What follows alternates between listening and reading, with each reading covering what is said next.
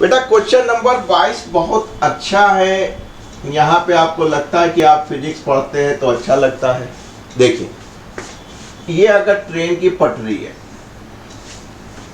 और ट्रेन को घुमाना है तो आप तिरछी तो कर नहीं पाएंगे, और बगैर तिरछा हुए सर्कुलर मोशन ट्रेन नहीं कर पाएगी, चाहे वो किसी कर्व में घूमना हो या किसी सर्किल में घूमना हो। एम आई राइट? अगर पटरी है तो ट्रेन यूं चली जाएगी, या इधर होगी इधर हो जाएगी। अगर घूमना है तो एक पहिया आपको उठाना होगा, तभी वो तिरछी होगी, जैसा कि आप बाइक में और साइकिल में कर लेते हैं। तो ट्रेन को उठाने के लिए आप क्या करेंगे, ये वाला जो सिरा, आउटर सिरा, इसको हाइट ऊपर कर दीजिए।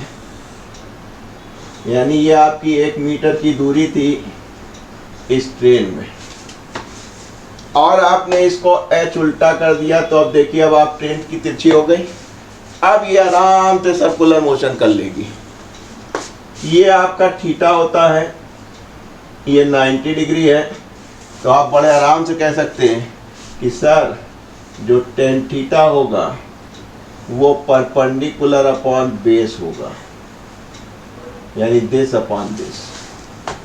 बाकी आप जानते हैं जो एंगल ऑफ बैंकिंग होता, कल हमने प्रूव किया था, थ्योरी में भी आप पढ़ सकते हैं। जो नए बच्चे हैं पहली दफ़े ये देख रहे हैं, वो एक इक्वेशन पा जाएंगे, B square upon R ji.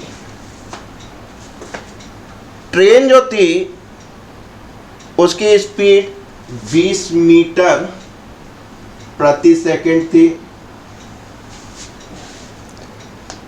Are जो रेडियस ऑफ कर्वेचर था जिसके अंदर ये घूम रही थी, इस आर से ना कंफ्यूज होइएगा, ये तो ये है तिरछा करने के लिए, ये आपका रेडियस ऑफ कर्वेचर है जिसके अंदर घूमेगी, वो आपका 400 मीटर का है। बड़ी ट्रेन है, बड़ा रेडियस लेगी। और आपके पास जी उसने कहा था 10, ना कहता तब भी हम 10 ही लेते हैं अपनी ज़िंदगी आसान करने के लिए। आपको बेटा h निकालना था, तो आप समझ गए थे कि h अपॉन 1 यानी h बराबर बी स्क्वायर, 20 इंटू 20, r आपका 400 और g आपका था 10।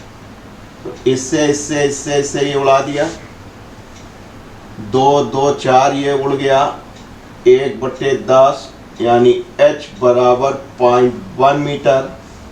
100 से गुणा कर दीजिए तो क्या हो जाएगा, 10 सेंटीमीटर।